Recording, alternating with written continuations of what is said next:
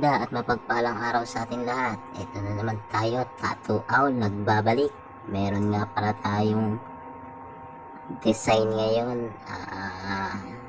Si Hannah Montana, Scarface, ex-boss, Big Boss.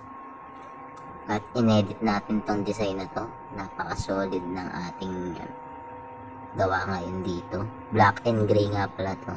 Ito nga pala yung loyal model natin tuwing nagtatato competition tayo. At isinalang muna natin sa black and gray dahil may gusto tayong aralin at parang may ginagawa akong shade dito na gustong gusto ko. Kaya hindi muna natin siya ipinang competition. Ayan. At pagpasensyahin nyo na kung natagalan tayo uli mag-upload dahil nawala ang ating editan ng ating video. Kaya naman ngayon lang ulit tayo makakapag-upload. At hindi ko na mai-download yung CapCut na ginagamit natin sa pag-edit ng ating video.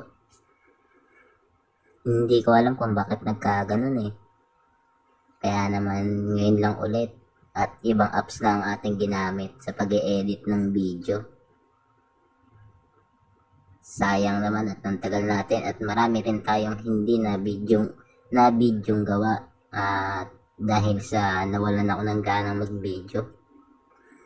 Gawa dun sa pag-e-edit. Nakakaasar. At ayan ang ating mga simpleng gawaan muna ngayon. Black and gray. Umabot nga pala to ng kulang-kulang 8 oras or 7 oras ata. Ganon. Basta hindi naman siya ganun katagal gawin. At ang gamit natin ditong black and gray ay gray wash na pinatungan natin ng wash na white. Iyon.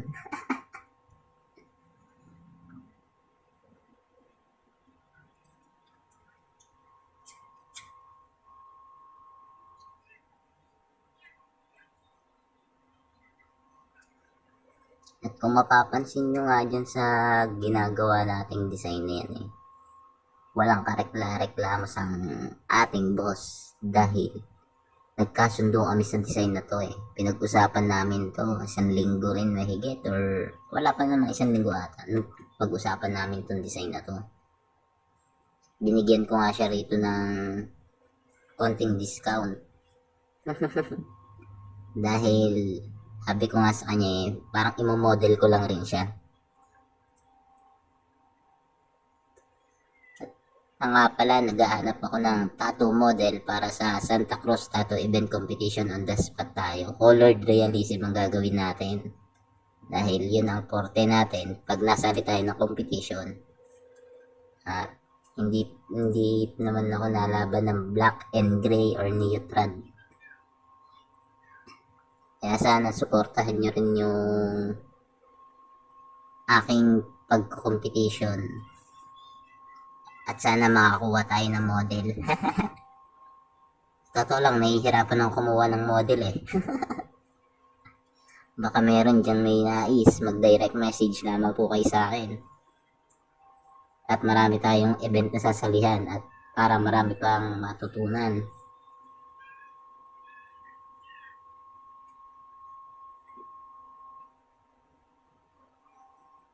At para din dun sa mga nais at may gustong magpa-advance po kayo, mag-direct message naman po kayo. At magre-reply po tayo dyan agad. Yung iba kasi, pag nag-message gusto, tatuan na agad eh. Depende po yun kasi minsan meron tayong naka-schedule kaya hindi ko rin po kayo agad magawan. Tapos nagkakataon din na pag nag-message naman po kayo eh, araw na nagtatato po ako nun pag hindi po ako nakaka-reply. At may pagkakataon din naman na pag wala tayong client, tsaka po kayo hindi nag-message. Kaya naman na nawawalan din po kayo ng slot na magpa-schedule.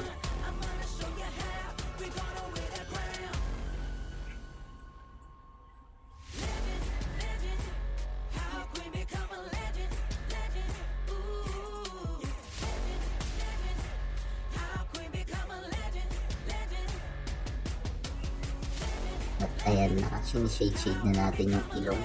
Nasa may parting ilong na tayo.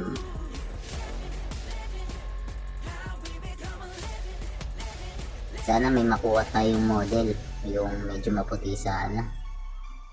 Pwede kong ilagay sa braso or binti yung design eh. Maganda, solid yung design natin dito. Pwede kayo mamili kung fire, water, or kung ano man. Basta colored po tayo.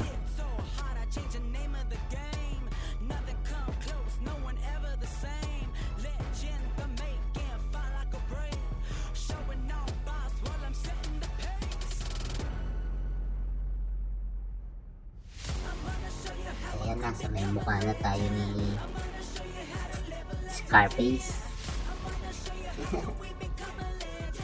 Ating design. The world is yours.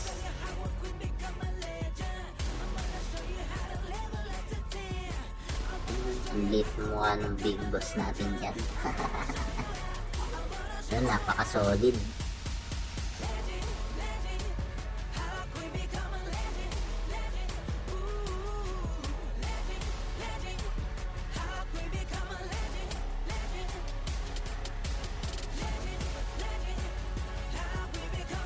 Kinukutay-kutay na nga natin ang pag-shield dito.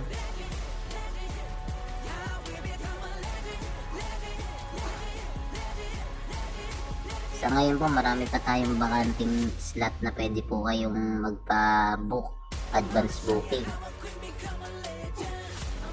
Lalo ngayong magdi-December, wala pa pong masyadong nagpapa-book sa akin. Marami-rami pa tayong bakanting slot schedule. Yan, makakapamili pa kayo ng araw para sa nais nyong araw na gustong magpagawa.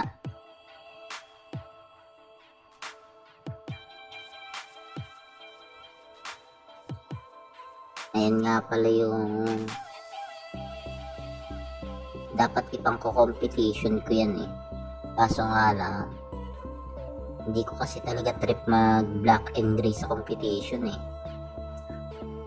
Mas gusto ko talaga yung mga colored, yung para may challenge. Talaga naman nakaka-challenge pagka colored realism yung ginagawa kasi. Para sa akin hindi ko naman nilalahat. Para sa akin lang, yun talaga yung pinaka gusto ko at yung excitement kasi yung pressure, ayun, nandun na lahat.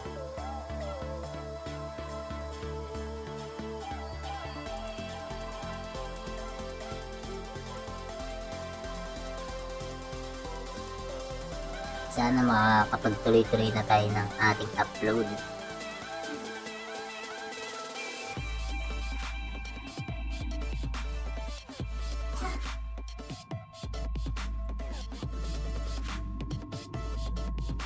So, ayan, natapos na natin ang mukha ni Scarface ni Hannah Montana. Astig yung dollars ay yung dollar bill. Nakabalon-bon, solid.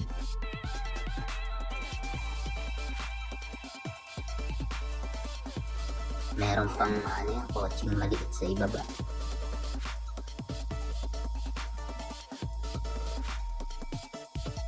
Napaka-solid naman talaga ni boss, walang ayawan. Talagang sanay na sanay sa sakitan eh. Lalo nung first time ko siyang naging model, talaga naman. Wala pang tatunon si boss. Ako na yung nagmantya ng kalat niya. At naging loyal client na natin ang ating boss dito. Kaya naman talagang sulit pag tinatatuan ng ating boss.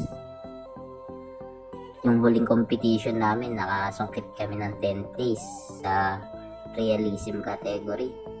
Ang ginawa na namin dun si San Wukong. Nahirapan nga kaming palabasin yung kulay yellow sa kanya nung bandang patapos na kami, gawa ng nagdududugo na yung balat ng ating boss kahit konting pasada lang. Parang na-stress na yung balat ng ating boss. Dahil ang tagal namin natenga ng competition na yun na nawalan ng kuryente, umulan, ayun, ang disgrasyang inabot namin. Kumbaga doon sa unang napwestuhan namin inabutan kami ng sikat ng araw. Sumunod naman, umulan. Tapos 4 o 5 beses na nag-brown out. Kaya ang tagal naming natenga hanggang sa, ayun na nga, na-stress na yung balat ng ating boss. Nakailang palit kami ng karayom dahil inisip ko baka sa karayom lang. Pero wala talaga, doon na talaga sa balat ng ating boss. Sabi ko na-stress na siguro gawa ng natenga kami ng matagal bago tattoo ulit. Tapos nawala uli yung supply ng kuryente.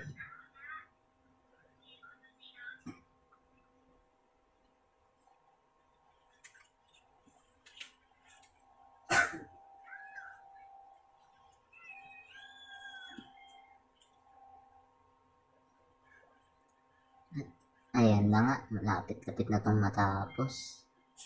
Konting shade-shade na lang yan. Tapos na yan. Yung pag-white nga pala nito, hindi na namin na-videohan. Yung gawa ng ang aking tiga-video nakatulog.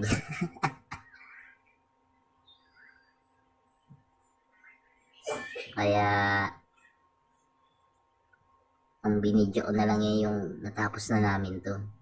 Ito mas solid yung paghihirap naming dalawa.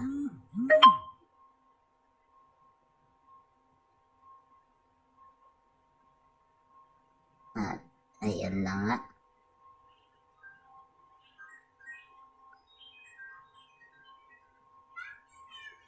At nililis na natin. Ayan. Ang pinaghirapan naming dalawa ng ating boss.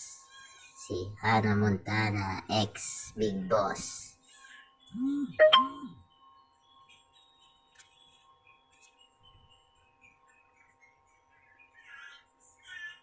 Yan o.